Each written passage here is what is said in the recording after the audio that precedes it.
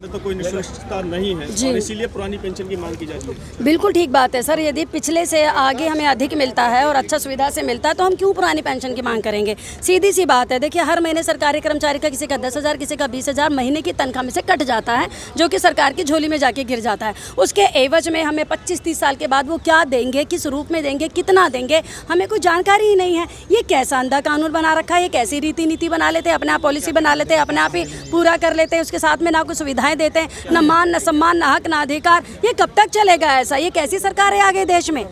EPFO के अंदर कौन कौन से संगठन मौजूदा स्थिति में मौजूद हैं और आगे ये लड़ाई कहां तक जाने वाली है? Indian public service employ federation Bharat सरकार के जितने भी सरकारी कर्मचारी हैं उनकी यूनियन के ऊपर एक यूनियन बनी है, Indian public service employ federation. तो जितने भी सरकारी कर्मचारी हैं वो देश में कोने कोने से इकट्ठा हो चुके हैं। सभी अब आ चुके हैं, या जंतर मंतर पर हैं, कल रामलीला ग्राउंड में पहुंचेंगे और दिन दूर नहीं है कि चक्का जाम करेंगे। सरकारों की कानों में आवाज़ को जाना ही होगा। जैसे कि आप जानते हैं, आज हर एमपी को हम लोग चिट्ठी देने जा रहे हैं कि ठीक है, हमारी पेंशन नहीं देना चाहते, मत दो तो अपनी तो छोड़ो। किस हक अधिकार से? कौन से सरकारी आप दफ्तरों में काम करते हैं, कौन सी देश की सेवा आप कर रहे हैं? आप तो समाज सेवी हैं, समाज सेवा करने के लिए आए हैं। और देखो, नोटों की भरी हुई आजीडीएम देखो किस तरह से न्यूज़ में दिखाई दे रहा है। तो पूंजी बहुत है, लेकिन पूंजी जो है कुछ हाथों में चली गई है। वादा तो कहता काला धन लेकर आएंगे, पर मुझे लग रहा है काला धन तो जमावड़ा हो रहा है। ईडी रात भर मशीनें फेल रही है नोट गिनने में। कुछ लोग हैं नीरव मोदी जैसे बैंक लूट के भाग जाते हैं। लेकिन दिक्कत क्या है? सरकारी कर्मचारी कमजोर है। कहते हैं ना कि मत पूछिए कितने मजबूर हैं हम,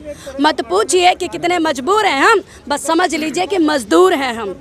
लगता है आपको, जिस तरीके से आपने कल रामलीला मैदान को भरने की बात की जी, कितनी संख्या हो सकती है? और लाखों की संख्या में आएंगे पूरे भारत के देश वहाँ पर एकत्रित होंगे, क्योंकि हम सबको पेंशन चाहिए। बुढ़ापे में आप सब बताइए कहाँ जाएंगे हम, किस दर पर ठोकरें खाएंगे हम? पूरी जिंदगी जब हमने सरकार का काम किया है, एक घर में भी हम नौकर रखते हैं ना सर, तो जब वो पूरी जिंदगी हमें देता है तो उनके बच्चों की जिम्मेदारी हम खुद ले लेते हैं। ये तो नेक नियति का काम है और हमारी समाज की रीति रही है, देश की संस्कृति रही है कि एक हाथ सबको साथ हम सब लेकर चलते हैं। हम परिवारवाद में विश्वास करने वाले हैं, वंशवाद में विश्वास करने वाले हैं। ये सरकार में ऐसी नीतियां जो बन गई हैं कि अब 60 साल के बाद यूज एंड थ्रो कर दो तो कोई सामान नहीं है। पढ़े लिखे और सबका विकास का नारा लेकर चल रही है, तो ये विकास के लिए तो खड़े हैं सर। सारे एमपी ले तो रहे, पेंशन ले तो रहे, 7 pension, 8 pension, 10 pension, 3 pension, 1 pension, वो सबका साथ सबका विकास अपनी टीम अपनी पार्टी का कर रहे हैं। इस तरीके से आपने एमपी जितने भी हैं, आपने खुद कहा कि कई सारी पेंशनें ले रहे हैं। क्या लगता है कि आपको आपकी ये मांग मानी जाएगी, वो छोड़ेंगे अपनी पेंशन? आपको क्या लगता है, नियम के हिसाब से माननी चाहिए कि नहीं माननी चाहिए? जो काम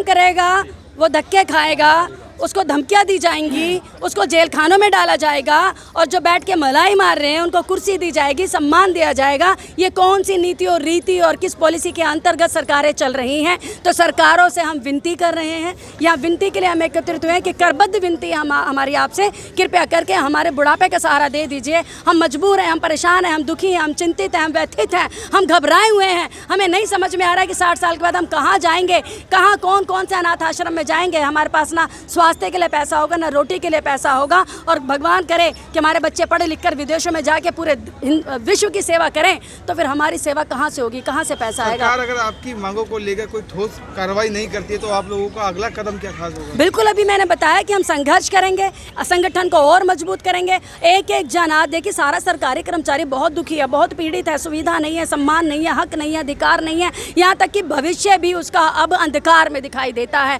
क्या वो बच्चों के आगे हाथ फैलाएगा, रोटी के पैसे मांगेगा, कपड़े के पैसे मांगेगा? कहाँ जाएगा? एक बुढ़ापे की सहारा लाठी हमारी एक ही थी, पेंशन, वो भी छीन ली गई है। सरकारों से विनती है कि आप जागें, कान खोलें, आंखें खोलें। ये सरकारी कर्मचारी देश चला रहे हैं, इन सरकारी कर्मचारियों से ही आपके मतदान होते हैं, इलेक्शन हम कराते हैं, सड़कों पर खड़े होते हैं। वो देखिए पुलिस ट्रैफिक सुबह से शाम तक कितना पोल्यूशन खाते हैं, पैर दुख जाते हैं। सरकारी अध्यापक सरकारी विद्यालय में पढ़ाते हैं, नसें खड़ी हो जाती है दिमाग की 30 मिनट का पीरियड लेने पर। 8 घंटे बच्चों को पढ़ाते हैं हम। उसके अलावा जितनी भी सरकारी ड्यूटीज़ होती हैं, चाहे वो चालान काटने की हो, बिल की ड्यूटी हो, मतदान कराने की ड्यूटी हो, कोरोना टाइम में राशन बांटा हमने, ड्राई राशन, अपनी जान पर खेल कर हमने देश की सेवा की है। हमारा अधिकार है, हमको पेंशन देनी चाहिए, और इसके बावजूद भी आप यदि पेंशन नहीं देंगे तो हम पेन ड्रॉप स्ट्राइक करेंगे। हम अपने अपने कार्यालयों में जाके धरना देंगे, आपसे आगे विनती कर रहे हैं, आज फिर चेतावनी देंगे। और इतिहास गवाह है